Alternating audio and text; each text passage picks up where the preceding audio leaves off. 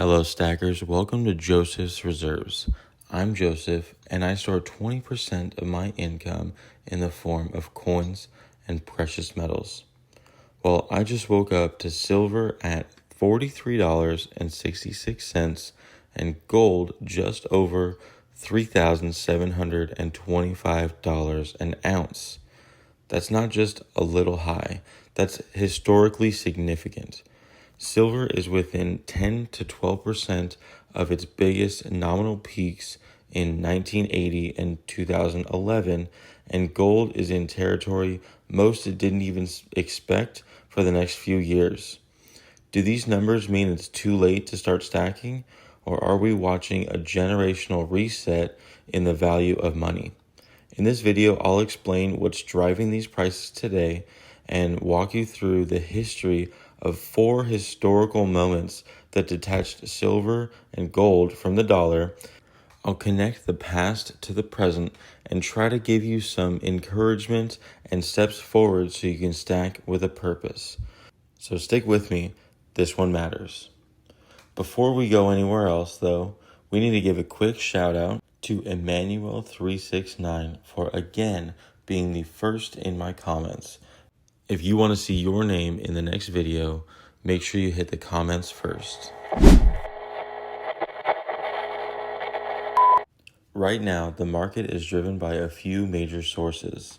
Let me walk you through them so you can see how silver at $43.66 and gold at $3,725 make a little bit more sense.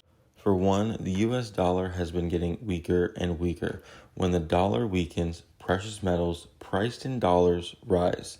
That's basic supply and demand. People all around the world buy metals as a hedge against a currency that's losing purchasing power.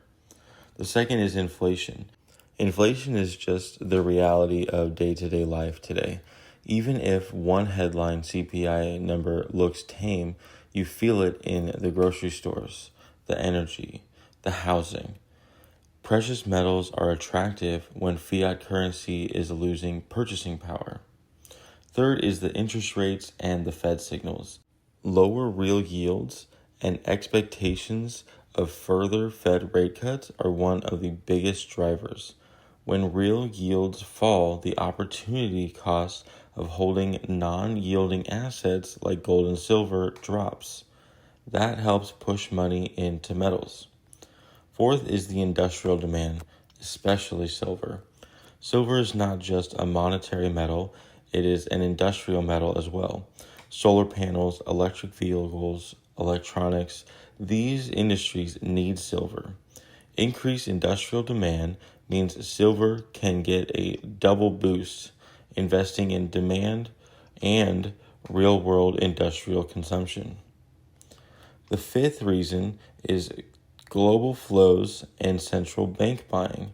We're seeing a significant flow into gold ETFs and continued central bank buying. When institutions and central banks buy, that changes the market structure. It raises the floor under prices. Another reason is psychology and momentum. Markets move on fundamentals and psychology.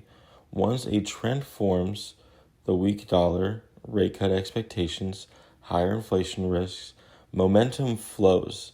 That's part of why we've seen prices climb so quickly. So today's silver and gold prices are just a result of the perfect storm. The dollar weakening, lower real yields, industrial demand for silver, and big institution flows into gold. These aren't random spikes. These are the market responding to real macro signals. But it's not just about what's happening exactly right now today that is having silver and gold so high. To really fully understand, we're going to take it back all the way to the last 150 years and look at 4 deliberate moves that detached silver and gold from the US dollar.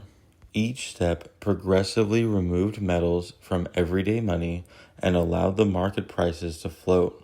These moves were the Coinage Acts of 1873, 1933, 1965, in 1971. So let's start at the beginning.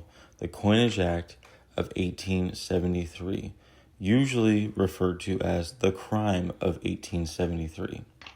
So in 1873, Congress passed the Coinage Act that demonetized silver. Practically, that meant that the U.S. stopped placing silver on equal footing with gold as the standard money.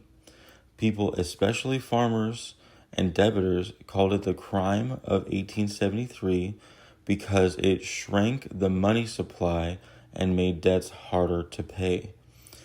This act begins the long pull away from the bimetallism, a system where both gold and silver backed the money. So now, since silver wasn't actually anchored to the dollar, it could move freely, which means the value of the silver could change relative to the dollar instead of both of them moving at a fixed rate. Something similar happened in 1933. Gold was actually confiscated and reevaluated. So President Roosevelt issued the Executive Order 6102. Americans were required to surrender most private gold. Private gold ownership was effectively outlawed, and gold coins were removed from circulation. The government then revalued the gold, increasing the price to $35 per ounce from $20.67 per ounce, which devalued the dollar relative to gold. That move took gold out of the hands of everyday Americans and put the government in control of the link between the dollar and the gold. That reevaluation meant gold was no longer money in your pocket, it was government money. The public lost access to gold as an everyday cash. By the 1960s, silver value has actually caught up to the face value on the coins. Silver had become too valuable to keep in small change. The Coinage Act of 1965 removed silver from dimes and quarters. Half dollars were debased from 90% to 40%. Over the following years, silver fully vanished from regular circulating coins. The dimes, quarters, and half dollars that once carried real silver value became debased into metal tokens instead. That action fed silver to trade on the open market rather than being fixed at a national dollar value. In short, silver was released from the monetary cage. Finally, in 1971, President Nixon closed the gold window. Foreign governments could no longer redeem dollars for U.S. gold. That was the final step. The dollar became pure fiat money, backed only by the full faith and trust of the U.S. government. From that point forward, gold and silver were free-floating commodities, their price determined by the markets, not by a fixed government exchange rates. So by 1971, both silver and gold had been severed from the dollar, first slowly over decades and finally completely once the ties were broken. Metal prices could move freely against the currency. Here's the connection you need to understand. Each step removed another anchor between the metals and money. Once those anchors were gone, the dollar was free to lose the purchasing power over time, and the metals were free to reflect that loss. So when silver was demonetized and later removed from the coinage, it could appreciate relative to the dollar. People began hoarding real money, then buying bullion when it was convenient. Today's demand for eagles, maples, libertad, and junk silver is the modern version of that hoarding. When gold was taken out of the private hands in 1933 and then fully freed in 1971, gold stopped being a fixed price and became a store of value that people could buy. That detachment explains why the gold price is roughly 180 times the $20.66 an ounce that was set by the government and still in place 100 years ago. To put it plainly, the dollar has lost a lot of purchasing power versus gold. And the cycle will just repeat itself. Take money away from people, money becomes scarce, people seek reliable store elsewhere, and that elsewhere is what we call precious metals today. All right, so here's some practical takeaways. If you want to try to time the market and buy at the perfect time, you could watch the Federal Reserve communication and the rate decisions. You could watch CPI and inflation data. We could watch the US dollar index. You could watch the ETF flows and bank purchases. You could watch the industrial demand and forecast for silver.